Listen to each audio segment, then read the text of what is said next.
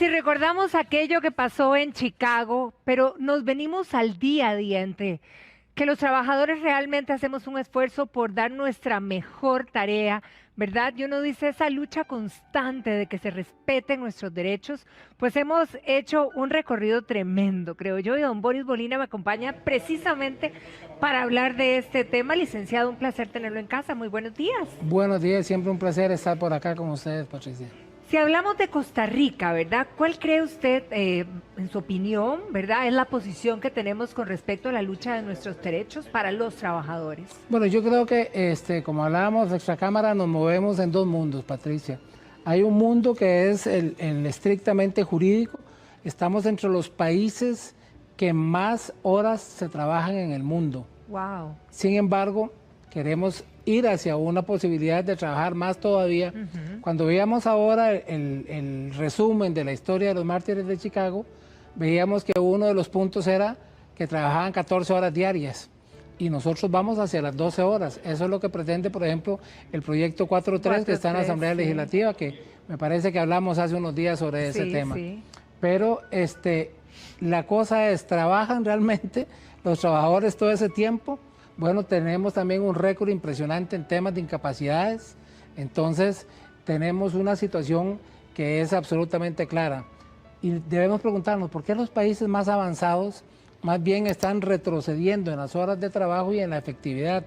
¿Por qué en los países más avanzados la pandemia deja, por ejemplo, una enseñanza absolutamente clara, que ya no es tan necesario en muchísimos empleos estar en el lugar de trabajo, sino que hay que fomentar el teletrabajo para ciertas actividades y se ha demostrado que es muchísimo más eficiente? Pero nosotros nos esmeramos en hacer un montón de cosas. Una de ellas es, por ejemplo, esa protección que tiene el trabajador, digamos, con las cargas sociales, toda la protección, digamos, laboral en cuanto a la forma en que se le da el tema de las vacaciones, del aguinaldo, del auxilio de cesantía, todo ese tipo de cosas. ¿Qué es lo que hace? Desmotiva a las empresas internacionales para que tengan, digamos, una sede en Costa Rica. Entonces nos hemos convertido en un país élite en donde solo ciertas actividades que son muy específicas y que nosotros, desde el punto de vista académico, intelectual y profesional, podemos brindar, pero no es el caso de la gran mayoría. Entonces, esa gran mayoría de la población está sufriendo una situación muy importante, que el papel dice una cosa y la práctica dice otra, y la gente no se anima, por ejemplo, a presentar demandas de carácter laboral porque pierden su trabajito y hay una cola de 50 o 60 personas más que quieren ese espacio. Y entonces, hay un autor chileno que a mí me encanta, que se llama Eduardo Monroa, que dice que hay que acoplarse a la situación que estamos viviendo. Ahora, cuando repasamos, digamos, en los diferentes grupos de trabajo, ¿verdad? Siempre se oye esta frase: hay que ponerse la camiseta, tenemos que ponernos la camiseta de la empresa. ¿Hasta qué punto, cuáles son los límites de esta frase, tanto para los trabajadores como también para los jefes?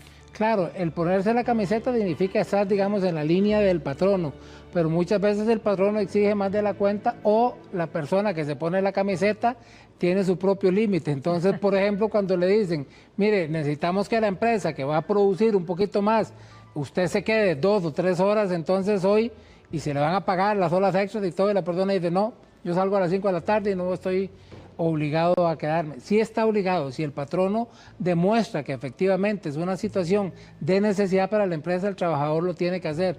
Pero ¿qué es lo que hacemos inmediatamente los ticos? Amenazamos con el Ministerio de Trabajo, amenazamos con presentar una demanda, etcétera, etcétera. Vino, Patricia, por ejemplo, un problema con la ley procesal que se estableció hace pocos años en Costa Rica, supuestamente para agilizar.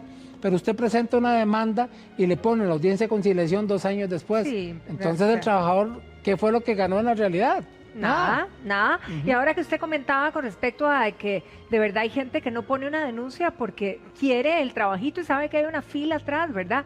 Pero de repente se están abusando de sus derechos. Entonces, en esta posición, ¿quién le ayuda? Mire, hay instituciones que deben hacerlo, pero también están atadas de mano porque no tienen, digamos, el suficiente personal para hacerlo. Si nosotros presentamos una denuncia en el Ministerio de Trabajo, nos vamos a encontrar con una cola y con una morosidad muy similar al Poder Judicial. Entonces, el llamado que yo siempre le hago a la gente, a los patronos y a los trabajadores es, mire, hablen, concilien, negocien, porque los dos necesitan el uno del otro y la única forma de salir adelante es que tengan una buena comunicación. Ahora, ¿qué pasa, don Boris, con patronos, por ejemplo, o jefes, ¿verdad?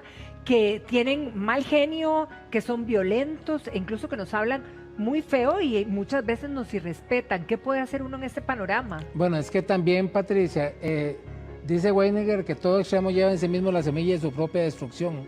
Eso le ha pasado a muchos patronos. Piensan que tienen el poder, piensan que pueden hacer lo que quieran y tratan a los trabajadores prácticamente como esclavos.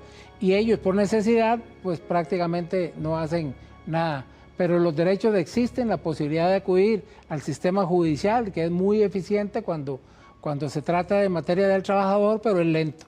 Entonces, en materia laboral yo podría hacer una conclusión. Tenemos una justicia muy cumplida, pero muy lenta. Oh, tardía completa, y lo estamos viendo en los hechos que vemos en el día a día. Ahora, ¿qué pasa, por ejemplo, en esta situación? ¿A quién recurro? Porque la gente se pregunta, bueno, si este es mi jefe, ¿verdad? Pero voy a un recursos humanos, pero si no hay a otro jefe, o directo me voy al noticiero, al ministerio, como dicen muchos. ¿Qué es lo correcto?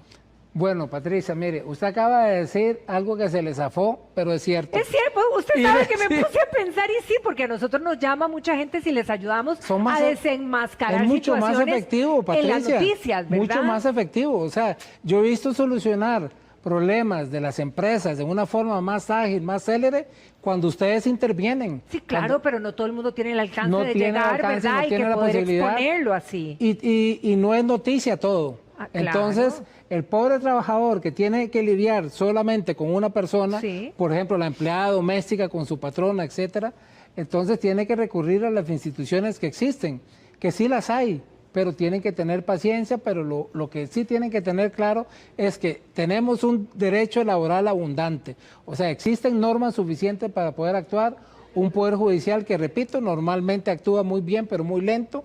Y entonces, si no conocemos las normas de la negociación para poder entablar esa relación con el patrono, estamos mal. Ahora, cuando no hemos recurrido, ¿verdad? Para toda la gente que está en casita, digamos, si estamos en una situación como esta y si recurrimos a alguien superior o lateral o alguien que nos vaya a ayudar dentro de la empresa o al ministerio, ¿verdad? ¿Qué es lo que le decimos? Es decir, ¿verdad? Porque a veces uno va muerto de la pena y no sabe ni cómo enfrentarlo. Yo siempre tengo una receta que me parece que da buen resultado. Si usted siente que una situación en su trabajo le chima el zapato, le duele, usted siente que hay algo injusto, que hay algo mal, muy posiblemente hay algo malo. O sea, a usted la están tratando mal, la están haciendo trabajar más, le ponen condiciones que son inadecuadas, le están pagando de menos, cambian, exacto, le cambian la posición en que está, etcétera. Algo raro hay, algo malo hay. ¿Y eso qué es, Patri? Que el derecho laboral es un derecho humano también. Entonces el ser humano lo siente internamente de forma muy fuerte. Ahora, uno debe de ir cuando se presenta, ¿verdad? Con quien sea que sea, ¿hay que llevar algún tipo de pruebas o nada más es llegar y decir, veo, esto es lo que me está pasando? Mire, es que hay muchas veces, Patricia, eso se da en forma verbal, en forma íntima, y las pruebas, o sea, alguien que esté escuchando, alguien que esté grabando y todo eso, ojalá que existiera todo el tiempo, pero no siempre es así. Entonces, eso pasa, y perdóneme el ejemplo, igual que por ejemplo en una violación. La mujer y el hombre o las personas están en una intimidad, no hay nadie viendo, no hay cámaras y todo, pero eso no quiere decir que el delito no sucedió. En el caso laboral, la falta no deja de suceder porque no haya nadie más. Ahora, ¿qué pasa, por ejemplo, con las denuncias que hay por incumplimiento en el pago de las horas extras, por el incumplimiento en los tiempos de descanso, por las jornadas extensas, digamos, que no se pagan, ¿verdad? En estos casos, ¿cómo se hace y cómo se denuncian? Y vuelvo a lo mismo, hay que llevar pruebas.